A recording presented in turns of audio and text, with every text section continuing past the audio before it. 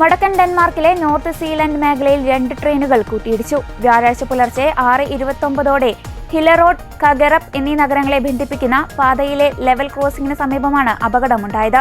അപകടത്തിൽ 5 പേരുടെ നില ഗുരുതരമാണെന്നും 12 പേർക്ക് നിസ്സാര പരിക്കുകളുണ്ടെന്നും മെഡിക്കൽ ഉദ്യോഗസ്ഥർ സ്ഥിരീകരിച്ചു. അപകടം നടന്ന ഉടൻ തന്നെ അഗ്നിശമന സേനയും മെഡിക്കൽ സംഘവും സ്ഥലത്തെത്തി. പരിക്കേറ്റവരെ എയർ ആംബുലൻസുകളിലും മറ്റു വാഹനങ്ങളിലുമായി കോപ്പൻഹെഗനിലെ നാഷണൽ ഹോസ്പിറ്റലിലേക്ക് മാറ്റി. അപകട സമയത്ത് 2 ട്രെയിനുകളിലുമായി ആകെ 38 യാത്രക്കാരാണ് ഉണ്ടായിരുന്നതെന്ന് പോലീസ് അറിയിച്ചു. അപകട കാരണം വ്യക്തമല്ല. എന്നാൽ പരിക്കേറ്റവർക്ക് ഏറ്റവും മികച്ച ചികിത്സ ഉറപ്പാക്കുന്നതിലാണ് ഇപ്പോൾ മുൻഗണന നൽകുന്നതെന്ന് ടീം ഒലെ സിമോൺസൺ പറഞ്ഞു. ഒരു വനപ്രദേശത്താണ് അപകടം നടന്നത്.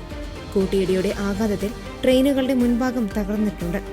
ഡെൻമാർക്കിലെ ആക്സിഡന്റ് ഇൻവെസ്റ്റിഗേഷൻ ബോർഡും നോർത്ത് സീലാൻഡ് പോലീസും സംയുക്തമായി അന്വേഷണം ആരംഭിച്ചു.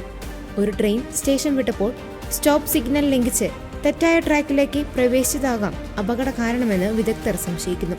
അപകടം നടന്ന ഗ്രിപ്സ്കോഫ് പാതയിൽ ആധുനികമായ ഓട്ടോമേറ്റഡ് സുരക്ഷാ സംവിധാനങ്ങൾ നിലവിലില്ലാത്തതും അപകടത്തിന്റെ ആഘാതം വർദ്ധിപ്പിച്ചതായി കരുതപ്പെടുന്നു.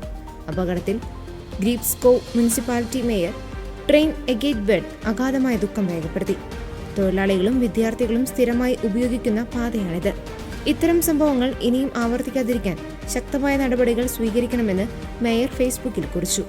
ഡെൻമാർക്കിൽ റെയിൽവേ അപകടങ്ങൾ വളരെ അപൂർവമായാണ് സംഭവിക്കാറുള്ളത്. അതിനാൽ തന്നെ ഈ സംഭവം രാജ്യത്തെ ട്രെയിൻ സുരക്ഷാ സംവിധാനങ്ങളെക്കുറിച്ച് വലിയ ചർച്ചകൾക്ക് വഴിവെച്ചിരിക്കുകയാണ്.